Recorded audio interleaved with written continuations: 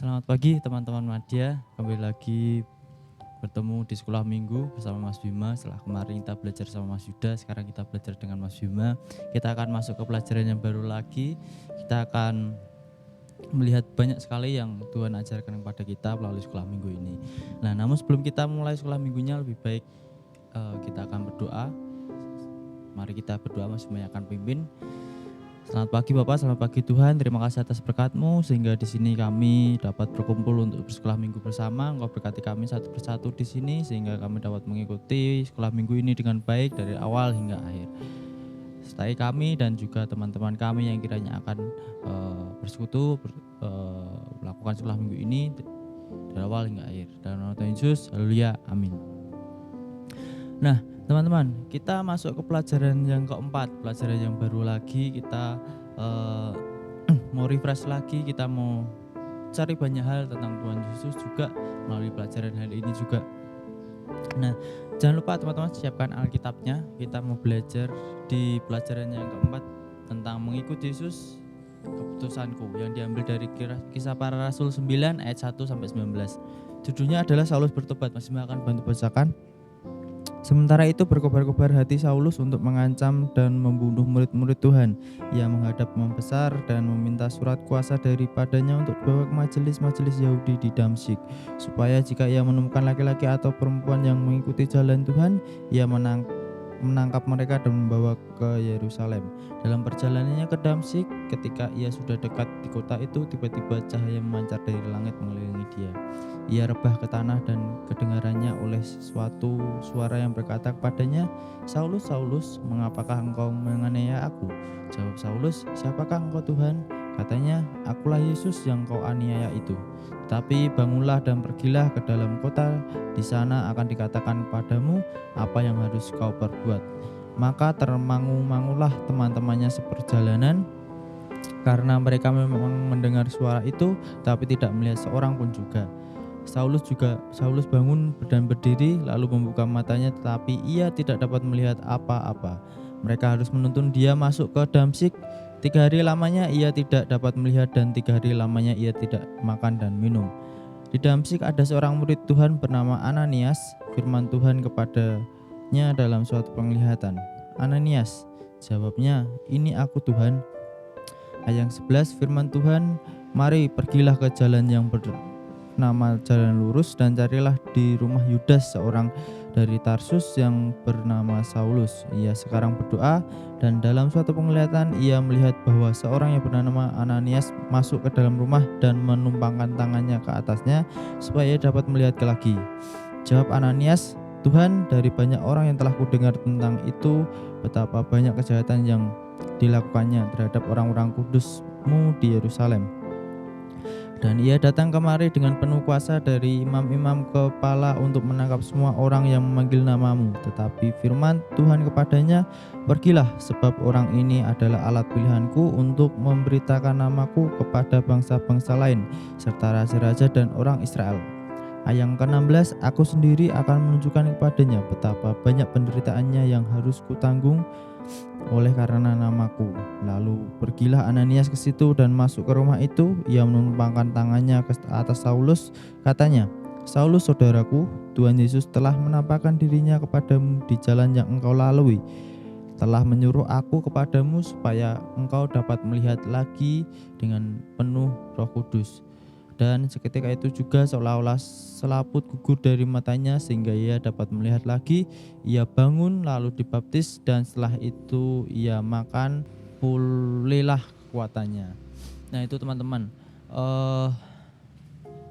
satu tokoh yang nanti kita akan belajar di pelajaran 4 ini. Nah, Mas Bima mau tanya dulu, di sini ada yang pernah makan kue, roti, atau semacamnya kayak gitu? Pasti teman-teman pernah memakannya, kue ataupun roti ataupun hal-hal yang lain yang kurang lebih samalah dengan kue. Nah, teman-teman, kue itu pasti ada yang enak, ada yang enggak enak. Nah, kalau enggak enak pasti akan diolah kembali. Bagaimana caranya supaya itu menjadi kue yang enak dan dapat dinikmati oleh semua orang kayak gitu. Baik itu caranya entah nanti dipotong-potong dulu, diaduk, atau mungkin ada yang kayak seperti dibanting kayak gitu. Teman-teman mungkin pernah lihat. Nah, sama dengan hari ini kita akan belajar seorang tokoh Saulus yang awalnya itu adalah dia yang jahat lalu menjadi baik.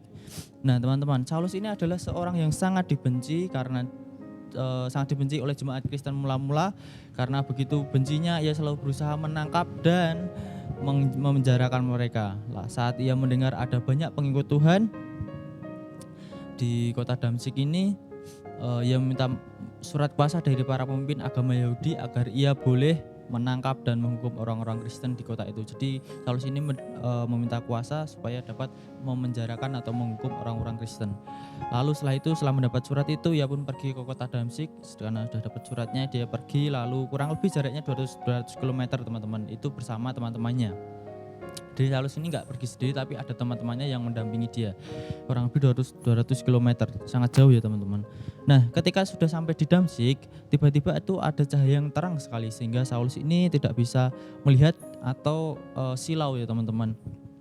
Setelah silau, teman-temannya pun juga sama merasakan hal yang sama. Lalu dia dan teman-temannya itu rebah ke tanah atau jatuh ke tanah. Dan kemudian tuh ada suaranya begini teman-teman. Saulus, Saulus, mengapakah engkau menganiaya aku?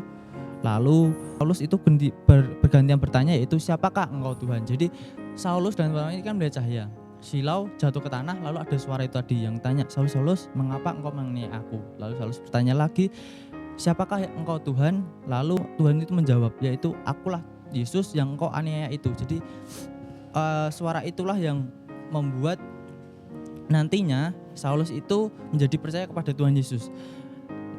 Karena setelah Saulus itu mendengar yang suara tadi, lalu Saulus itu menjadi percaya kepada Tuhan dan ia mau mengikuti apa yang Tuhan perintahkan atau perintah dari Tuhan ini.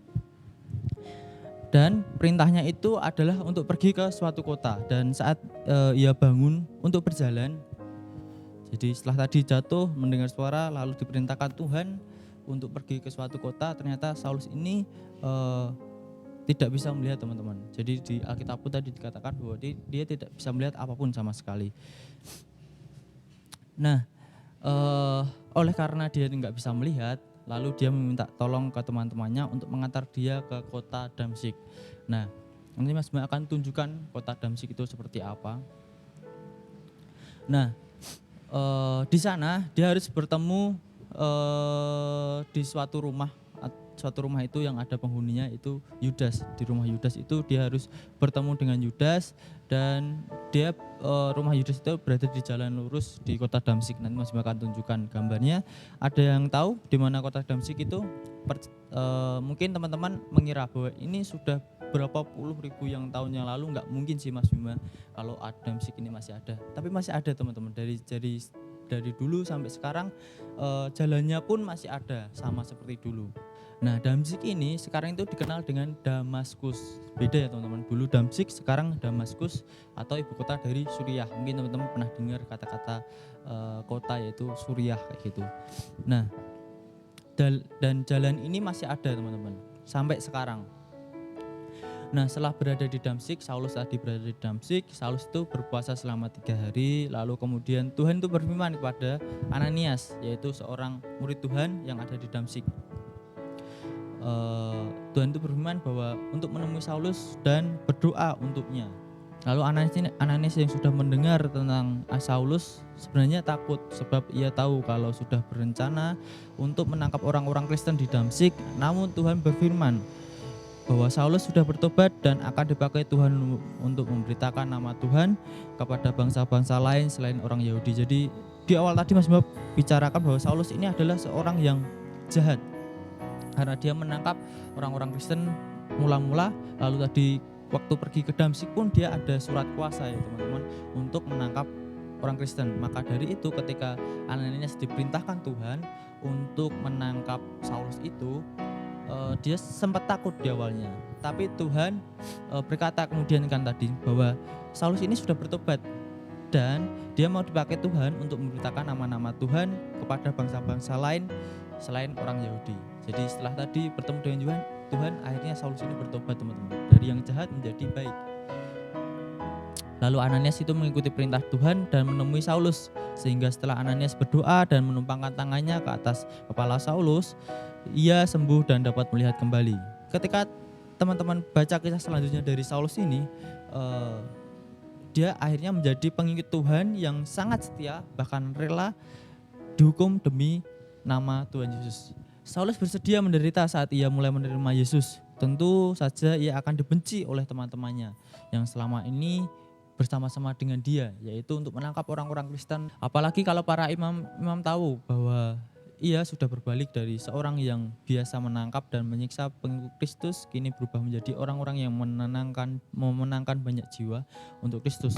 Dan itu semua sudah Saulus sadari, sehingga ia memilih mengikut perintah Tuhan Yesus walaupun ia hanya baru satu kali bertemu dan mendengar suara Yesus. Nah, pada pelajaran hari ini Mas Bima mau menekankan beberapa hal teman-teman.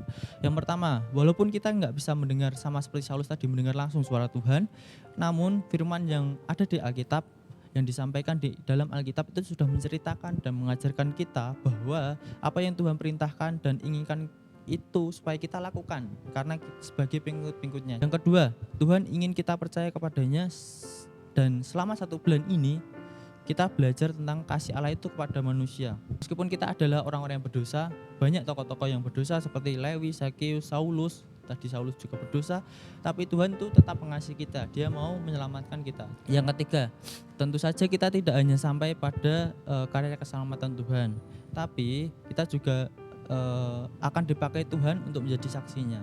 Dan yang keempat, bagaimana kita mau menjadi saksinya? Yang tentu saja dengan kita hidup sama seperti Tuhan, atau seperti Tuhan yang kehendaki. Setelah kita menerima keselamatan dari Tuhan, kita harus hidup dekat dengan Tuhan, tentu harus. Lalu kita belajar tentang firman Tuhan supaya hidup kita semakin serupa dengan Tuhan, dan dengan demikian kita bisa menjadi saksi Tuhan. Yang terakhir, sebagai murid Kristus, kita juga harus ingat banyak sekali tantangan di dunia ini, sebagaimana Saulus yang memilih mengikut Tuhan. Kita mungkin saja tidak disukai oleh teman-teman yang biasa mengajak kita buat nakal, atau kita mungkin saja akan tergoda untuk memilih mau nonton, atau mau main, atau mau sekolah minggu, atau mau beribadah sekalipun. Kita akan memilih. Tapi ketika kita menjadi anak-anak Tuhan, tentunya kita akan memilih untuk semakin dekat dengan Tuhan, yaitu dengan kita bersekolah minggu, dengan kita beribadah kepada Tuhan, terus kita berani menolak hal-hal yang tidak baik yang Tuhan sudah sampaikan di Alkitab melalui firman-Nya, dan banyak hal ataupun hal-hal yang menggoda kita untuk menjadi tidak baik. Nah, nanti setelah ini Mas Bima akan kirimkan tugas, dikit aja hanya 5 pertanyaan. Mas Bima akan kirimkan tugas 5 pertanyaan di Google Form. Silahkan teman-teman nanti buka di Google Classroom dan WA Group. Jadi silahkan buka lalu dikerjakan. Mas Bima mengingatkan untuk jangan lupa untuk persembahan juga. Kalau mau transfer juga bisa, di deskripsi sudah ada teman-teman. Ataupun mau dikirim langsung ke gereja juga bisa. Mari kita berdoa untuk menutup sekolah minggu ini. Selamat pagi Bapak, selamat pagi Tuhan. Terima kasih atas berkat-Mu sehingga di sini kami sudah menyelesaikan sekolah minggu kami. Terima kasih Engkau sudah memberkati kami dari awal hingga akhir, dan terima kasih juga Engkau selalu menyertai kami, mengasihi kami kapanpun meskipun kami sebagai orang yang berdosa. Engkau selalu menyelamatkan kami juga Tuhan, dan menolong kami. Tuhan, kami menyerahkan semuanya dalam tangan kuasa-Mu. Jikalau ada teman-teman yang setelah ini akan melanjutkan aktivitasnya seperti biasanya, Engkau selalu berkati dan jauhkan dari segala mara bahaya. Dalam nama Tuhan Yesus, haleluya, amin. Selamat hari Minggu teman-teman, Tuhan Yesus memberkati.